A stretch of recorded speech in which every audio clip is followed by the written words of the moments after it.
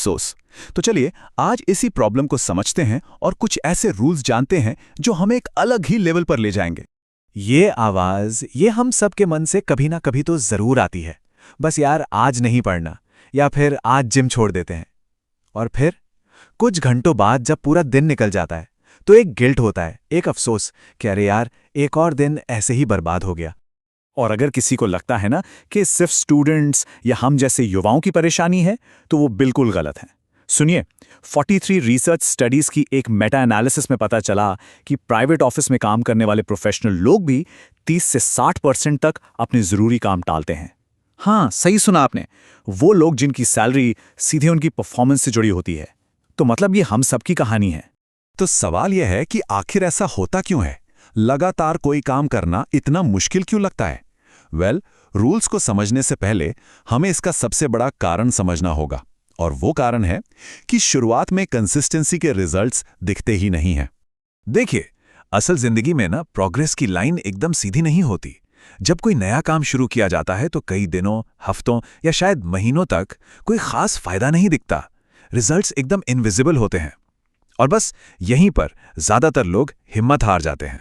जो जाने माने ट्रेडर और मैथमेटिशियन है नसीम निकोलस तालिब, वो अपनी किताब में एक बड़ी कमाल की कहानी बताते हैं। उन्होंने 1 साल तक ट्रेडिंग की पढ़ाई की, पर उन्हें मार्केट की चाल कुछ समझ ही नहीं आ रही थी। फिर भी वो हर दिन लगे रहे, स्टडी करते रहे, और फिर ठीक 1 साल बाद अचानक से उन्हें मार्केट के छिपे हुए पैटर्न्स दिखने लगे। तो ये जादू हुआ कैसे? मतलब 1 साल तक कुछ नहीं और फिर अचानक सब कुछ? इसका जवाब है कंपाउंडिंग की शक्ति। प्रैक्टिस के कई महीनों बाद छोटे छोटे जो ना दिखने वाले बदलाव होते हैं ना, वो आपस में मल्टीप्लाई होकर इतने बड़े हो जाते हैं कि अचानक एक बहुत बड़ा अंतर दिखने लगता है। चलिए इसको एक एग्जाम्पल से समझते हैं। मान लीजिए कोई कैट परीक्षा की तैयारी शुरू करता है।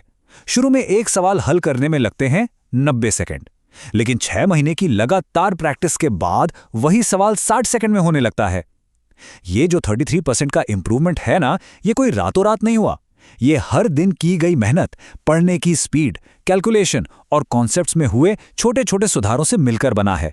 तो अब जब हम प्रॉब्लम की जड़ को समझ गए हैं, तो चलिए अब सॉल्यूशन पर आते हैं। एक एक करके देखते हैं कंसिस्टेंसी बनाने के इन रूल्स को।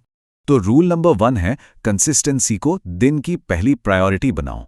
जैसे बास्केटबॉल के महान खिलाड़ी लेब्रॉन जेम्स, उनके कोच बताते हैं कि चाहे वो चैंपियनशिप जीतें या हारें, कोई फर्क नहीं पड़ता।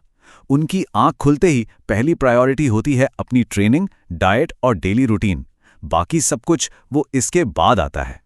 और यहीं से आता है हमारा रूल नंबर 3, एक जैसी इंटेंसिटी बनाए रखना। देखिए, लेब्रॉन जेम्स और माइकल जॉर्डन जैसे महान खिलाड़ियों का जो ओपन सीक्रेट है ना, वो कोई खास वर्कआउट नहीं है, बल्कि यही इंटेंसिटी है।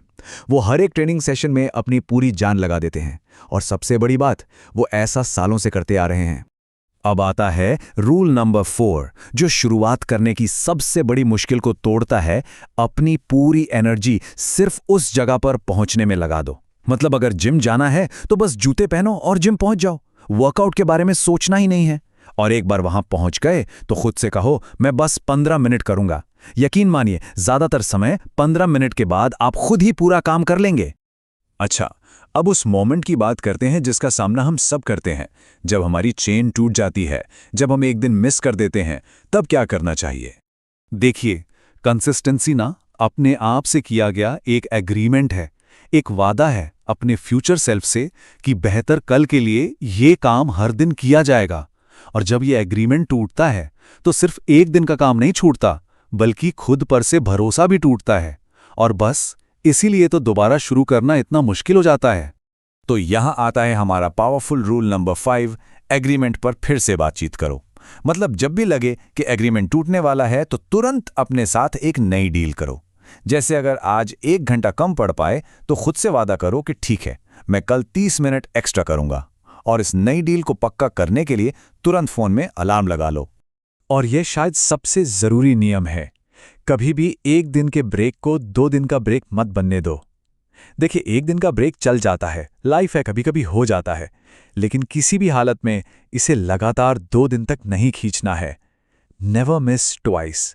चलिए अब इन रोल्स की टैक्टिक्स से हटकर जरा बड़ी पिक्चर देखते हैं।